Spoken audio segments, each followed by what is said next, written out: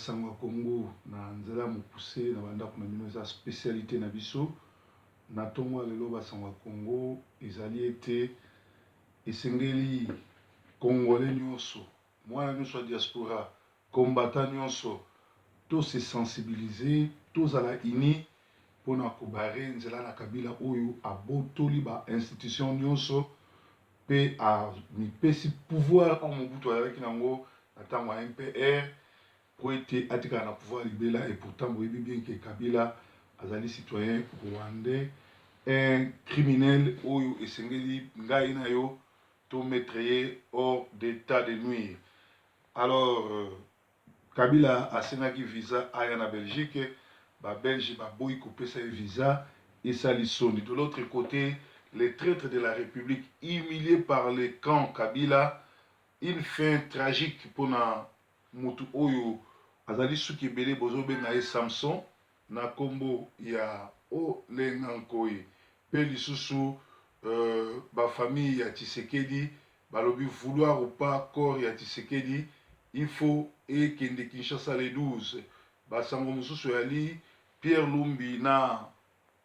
mwana mboka Félix Tshisekedi baza bongo na tournée européenne kokutana na ba président nyonso ya ba monde kosolola po na koluka ndenge nini kobengana Kabila oyo azwi ba institution nyonso na otage. Basango mosusu bayeli biso ezali awa ezali ete vérité camouflage ebimi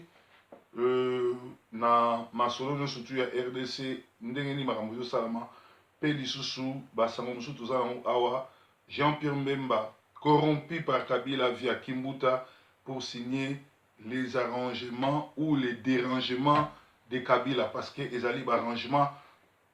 personnel parce que barrangement personnel il fallait signer entre Semco Rasop parce que Rasop ezaka moko où ezali présidé par Félix Tshisekedi na Pierre Lumbi pe na collabo ya Kabila. Alors le col salamité va changer va texte va changer nyonso et commis les dérangements ya Kabila pour na koboto na pouvoir mais ekokokate parce que azali bongo na maele mokuse amitié mbeli na mokongo na ye moko pe ekosukela ye mabe lokola ba dictateur nyonso. Lisusu tozana basango oyo akomeli biso awa yango tozokende otanga tozopesa bino basango ya tongo ya lelo. Voix ya Canada ils ont informé biso que Kabila et Monseigneur Marini préparent une guerre de religion entre catholiques et protestants comme en République centrafricaine. Jean-Luc Lukenge a commis le biso a tenu un message toujours en haut.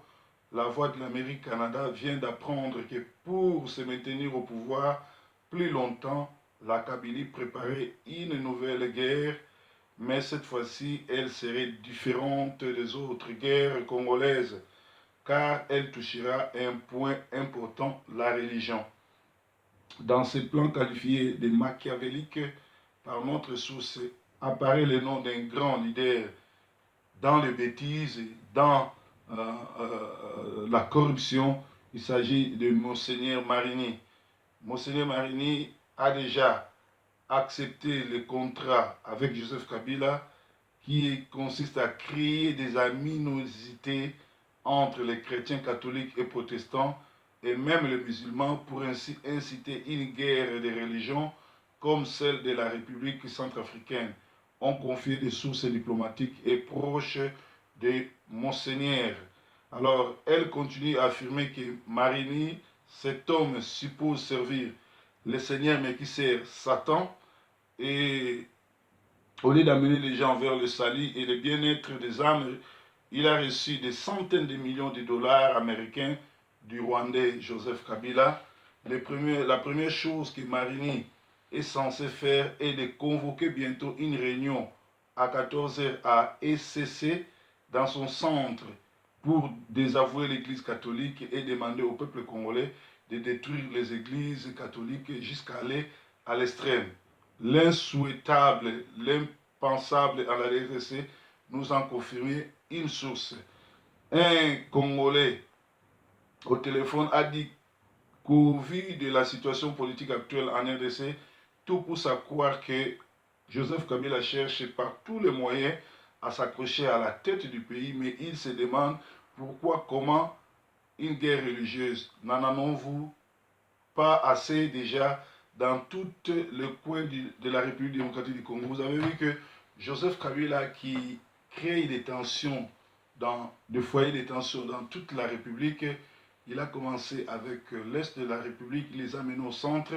Maintenant, ils veulent enflammer la République en incitant le groupe religieux de s'affronter. Et au vu et au sud de tout le monde, il semblerait que l'opposition est la première à part de Kabila. Kabila a donné beaucoup d'argent à l'opposition. Et l'opposition, normalement, qui devait donner l'ordre aux Congolais, mot d'ordre congolais pour sortir et barrer la route à Kabila, un soulèvement populaire. Mais hélas, jusqu'à présent, personne ne donne l'ordre et les populations continuent à mourir, à souffrir. Entre-temps, Kabila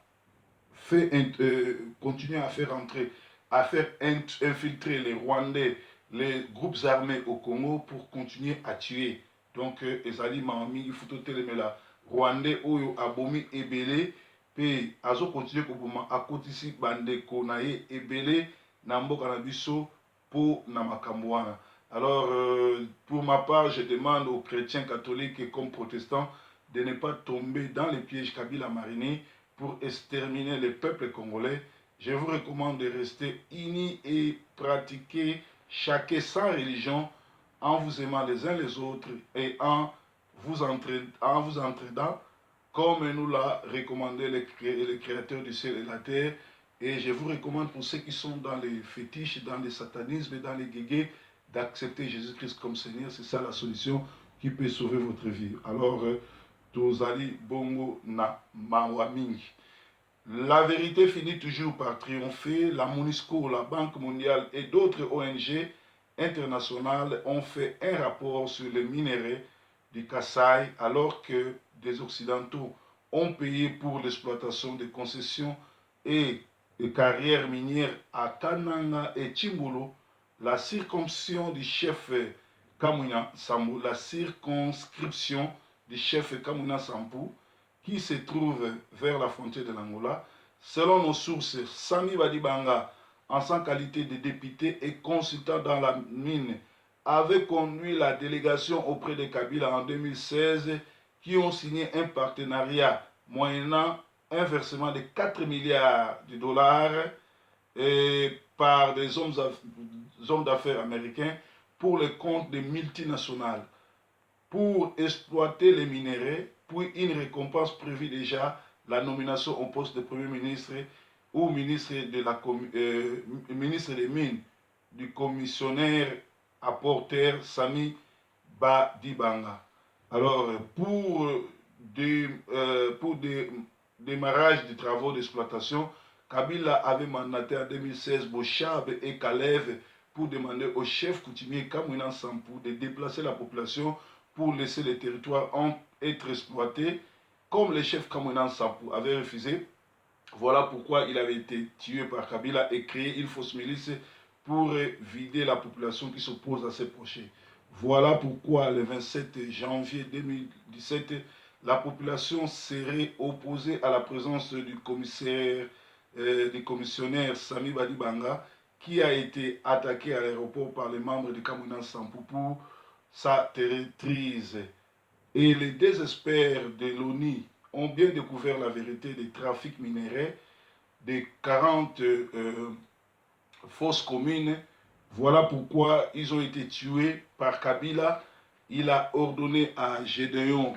Kwingu de les massacrer et d'habiller ses crimes et de donner à Kamouina Sampou. Et pourtant, Kamouina Sampou ne tue pas, Kamouina Sampou n'a pas des appareils iPad et tout. Voilà ce qui s'est passé. Sami Badibanga azalaki commissionnaire, il y a des multinationaux oyo bapesa Kabila déjà mbongo ebele pour exploiter ba diamant sika oyo ebimi na Kambulu pe oyo ebimi na Kananga. Alors Sami Badibanga ye moko en personne akitaka na mboka na bango Kananga pe Chimbulu kokende ko explorer terrain. Yango bomoni na janvier, le 27 janvier, population eboyaki Sami Badibanga akita pour bayebi kaza traître. Yango moni akendeki te pe yango bomoni ke Kabila pesi ordre baboma ba Congolais na Kananga na Chimbulu parce que territoire wana asi alia mbongo ndenge azali ko exporter koteka ba minerais pe mabele na ba terrain na ba école ya Congo ndenge asala na parc national ya nini ya Virunga esika wapi ba nyama na biso faune na biso ezali bongo piétiner likolo ya pétrole. Kabila akomisi mboka wana mboka koko na ye koboma kodétruire tout simplement parce que aza na bénédiction ya ba opposant parce que ba opposant soki bazalaki dynamique mais ba bimisi population libanda to bengani ye parce que Kabila aza occupant azali rwandais azala jamais congolais soki Kabila azali congolais pourquoi tilelo mutu abokola ye to mutu abota ye Muse Kabila ba boma ye tilelo ba enquête wana evanda ndenge wana mwana nini amolinga baboma papa na ye pe atika bankete elala na boloko elala na mai pe batu oyo akanga bavanda na bango bakoma ba prisonnier libre donc ezali mawa mingi eoza mawa mingi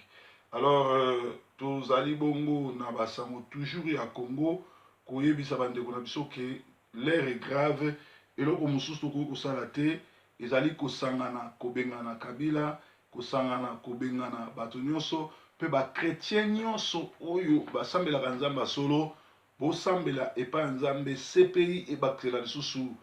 Jean-Pierre Mbemba 10 ans parce que Jean-Pierre Mbemba to comprendre ete Kabila muto atinda ye na boloko asimse touche pe Jean-Pierre Mbemba akangisa batu ba policier congolais ba soldat congolais ba congolais ya Équateur akangisa bango depuis 2007 jour babunda na Kabila bana wana baza na boloko bamisu bakufa ye asalango likolo ya misolo pe na ngonga oyo mboka ezokende olie akote la population ake lisusu kosigner baccord po ete Kabila atika na pouvoir libéral alors moto ndenge wana lokola azo comprendre te lokola aza mayele mokuse totia na ba prière nzambe asunga babakisaka ye susu 10 ans abima te atikala kuna mpona kokompense korécompense bandeko na biso oyo ye abomisa alors tozali lisusu na basango ya Congo na koyebisa bino ke seul le soulèvement populaire nde ekoya kosilisa makambo mpe tomoni eke rassemblement eye na Bruxelles eye nango eza na solution te mpe bomoni bandeko batunaki bango bapesa bango date ya solo mpe eloko nini oyo bango bakoki kosala po population Kabila tobengana ye baza na date te baza na eloko te et pourtant bazo bato réclamer baaccord oyo ezali bafoué baaccord oyo ezali ke bango bazwa premier ministre pe baorganize l'élection mais bayebi bien ke mboka eza occupé balandi bien docteur Kanlele ndenge alobi ke mboka eza occupé Kagame na Museveni balingi Congo ekende na élection te po baboyi congolais azwa pouvoir yango ba créer un Zambien na kombo ya Moïse Katumbi oyo azali Zambien escroc muyibi pe aza ami na bango a continuer ko distraire peuple congolais parce que Kabila atika na pouvoir siko bino boyebi bien ke mboka eza occupé ekendaka ni na élection ekendaka ni na dialogue pe bozomona ba venti Corneille Nangaa azosala na ngongo ndenge masolo ya lindokola ndenge boyi déjà ke kana na Kasai bakosalisa ba élection te puisque trouble ali elakisi balkanisation ebandi pe elakisi azojouer jeu ya Kabila siko le bino bozoba bokena ba élection boza na seni te boyebi fichier contrôle nango te bozokende na ba élection na ba Rwandais na ba Ougandais po nani a gagné donc toza na classe politique moko malade classe politique moko ba corrompu parce que soki ti lelo bazo réclamer ba élection o bayebi bien que ata batie candidat na bango bako gagner te po ekozala triqué alors ezali mawa mingi ya komona ke classe politique na biso ezali kotambola po na ba Rwandais alors eloko makasi tokoki kosenga ezali corps ya papa Tshisekedi ekita Kinshasa je crois que soki corps wana ekiti Kinshasa Tshisekedi ako rendre biso dernier service oyo yasalaki tele azali na bomoi akosala ngo na liwa na ye bana Congo totikala moko bana Congo tozala ini bana Congo bo rejoindre biso na Front pour la libération totale du Congo to bo rejoindre ba groupe mosusu eza similaire oyo ezoluka ko libérer Congo bobiba na ko supporter Honoré Ngwanda o azali bongo ami pe azosala jia Kabila bobima na ko supporter ba groupe nyonso parce que esengeli na bino boyeba site mingi ya internet bazwi mbongo epaka ya Katumbi Moïse site nyonso pasteur nyonso journaliste nyonso oyo azokumisa Moïse Katumbi aza ennemi ya Congo parce que Moïse Katumbi azoya te po libérer Congo. Moïse Katumbi azocontinue œuvre ya aventurier oyo ya Kamere oyo ake komona Jeannette la rwandaise pour convaincre que le kola bato balingi Kabila te yenda za dauphin abima akoprotéger Kabila moni je bazosala donc tozala ini tozala moko basanga Congo na bandako na bino ezalaki bongo Sentinelle TV breaking news avec Proverbe 30 tongo malamu lelo le demain Yesu Kristo mokonzi breaking news